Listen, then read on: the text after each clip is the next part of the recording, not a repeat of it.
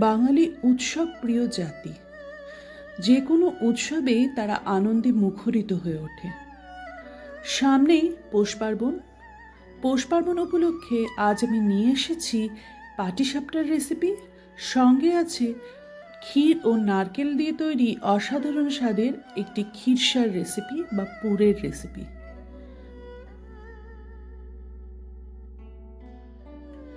নমস্কার বন্ধুরা, আমি অর্পিতা। আপনাদের জানাই নববর্ষের অনেক অনেক শুভেচ্ছা। আপনারা দেখছেন food and passion by Arpita.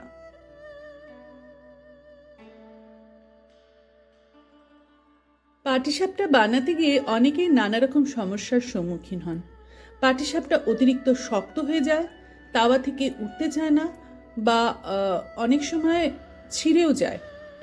আমি যে উপকরণগুলো দিয়ে পাটিসাপটা বানিয়েছি, সেই উপকরণ এবং সেই উপকরণের রেশিও বা কতটা মাপ, সেটা যদি আপনারা ঠিক ফলো করেন, এই সমস্যার সম্মুখীন কিন্তু কখনোই হবেন না।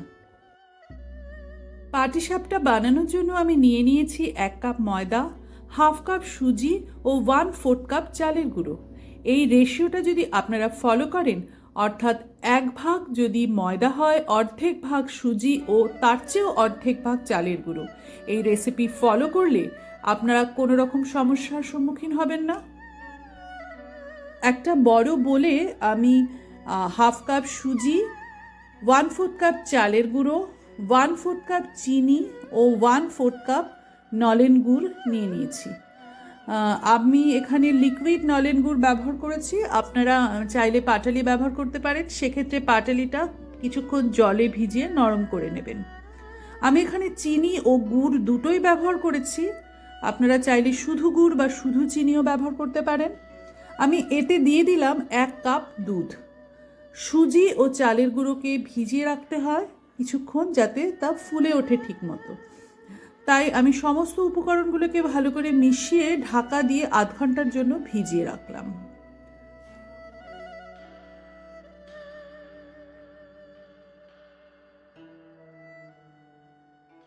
আধ ঘন্টা পর ঢাকা খুলে নিয়ে আমি মিশ্রণটাকে আরও একবার খুব ভালো করে মিশিয়ে দিলাম। এবার এই মিশ্রণে আমি দিয়ে দিচ্ছি 1 কাপ ময়দা। আমি এবার দুধ দিয়ে ময়দার সাথে বাকি মিশ্রণটাকে মিশিয়ে নিচ্ছি। এখানে আমি প্রায় 2 কাপের মতো দুধ ব্যবহার করেছি। তবে পুরো দুধ কিন্তু আমি একবারে দিয়ে দিইনি, অল্প অল্প করে দুধ দিয়েছি, যাতে ময়দার কোনো লাম্প না, বড় কোনো অংশ না রয়ে যায়, তাহলে পাটিসাপটার টেক্সচার খারাপ হয়ে যাবে। এখানে আমি যতটা দুধ ব্যবহার করেছি, আপনারা চাইলে দুধ ও জল মিশিয়েও ব্যবহার করতে পারেন, বা শুধু জল দিয়েও কিন্তু ব্যাটারটি তৈরি করতে পারেন। তবে হ্যাঁ, দুধ দিয়ে যদি ব্যাটারটি তৈরি করা হয়, পাটিসাপটার স্বাদটা কিন্তু অসাধারণ হবে। দেখুন, ব্যাটারটি খুব ভালোভাবে গোলা হয়ে গেছে। এখানে প্রায় 2 কাপ মতো দুধ আমি ব্যবহার করেছি। এবার ব্যাটারটিকে ঢাকা দিয়ে আমি আধ ঘন্টার জন্য রেখে দিলাম। ব্যাটারটিকে রেস্টে রেখে চলুন বানিয়ে নিই ক্ষীর নারকেল নলেন গুড়ের ক্ষীরসা। একটা প্যান গরম করে নিয়ে তাতে দিয়ে দিলাম একটা ছোট সাইজের কোরানো নারকেল। এর সাথে দিয়ে দিলাম 1/4 কাপ চিনি। চিনি ও নারকেল কম আঁচে নাড়াচাড়া করে কিছুক্ষণ রান্না করলাম, যাতে চিনি ভালোভাবে গলে যায়। চিনি গলে গেলে ওতে দিয়ে দিচ্ছি 1/2 কাপ নলেন গুড়। এখানে আমি লিকুইড নলেন গুড় ব্যবহার করেছি। আপনারা চাইলে পাটালি গুড় ব্যবহার করতে পারেন। সেক্ষেত্রে পাটালি কিছুক্ষণ জলে ভিজিয়ে নরম করে নেবেন, তাতে রান্না করতে সুবিধা হবে। আমি এখানে গুড় ও চিনি দু রকমই ব্যবহার করেছি। আপনারা চাইলে শুধু গুড় বা শুধু চিনি দু রকমই ব্যবহার করতে পারেন। তবে গুড় ও চিনি দিয়ে মিশিয়ে করলে একটা অন্যরকম স্বাদ হয়। আপনারা অবশ্যই একবার এটা ট্রাই করতে পারেন। গুড়, চিনি ও নারকেল নাড়তে নাড়তে 4 থেকে 5 মিনিট রান্না করার পর শুকনো শুকনো হয়ে আসলে আমি এতে দিয়ে দিচ্ছি 1/2 কাপ কোরানো বা গ্রেট করা খোয়া ক্ষীর। খোয়া ক্ষীরের পরিবর্তে আপনারা কিন্তু গুঁড়ো দুধও ব্যবহার করতে পারেন। গুঁড়ো দুধ ব্যবহার করলে স্বাদটা কিন্তু একটু বেশি মিষ্টি মিষ্টি হবে। সেক্ষেত্রে চিনি ও গুড়ের পরিমাণটা আপনারা নিজেদের আন্দাজে কম বেশি করে নেবেন। এই খিরসাতে ক্ষীর ব্যবহার করা হয় বলেই বোধহয় এর নাম খিরসা। খোয়া ক্ষীর মিশিয়ে 1 থেকে 2 মিনিট কম আঁচে নাড়াচাড়া করলেই তৈরি নলেন গুড়ের খিরসা। খিরসা ঠান্ডা করতে দিয়ে আমি ব্যাটারটি চেক করে নিলাম। দেখুন ব্যাটার একদম রেডি হয়ে গেছে। ওপর থেকে যখন আমি ব্যাটার নিয়ে ফেলছি কেমন রিবনের মতো পড়ছে। এবার একটা ননস্টিক প্যান নিয়ে তাতে ঘি ব্রাশ করে দিচ্ছি।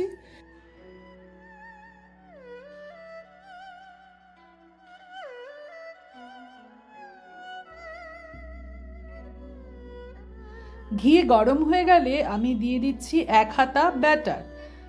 প্যানটাকে ঘুরিয়ে ঘুরিয়ে আমি ব্যাটারটাকে চারদিকে ছড়িয়ে দিচ্ছি। এই সময় ফ্লেমটা কিন্তু অবশ্যই মিডিয়াম থাকবে। ওপর থেকে শুকনো হয়ে আসলে এবং চারদিক থেকে ছেড়ে ছেড়ে আসলে আমি দিয়ে দিচ্ছি পরিমাণ মতো খিরসা। খিরসা দিয়ে আমি পাটিসাপটাটাকে ফোল্ড করে নিচ্ছি।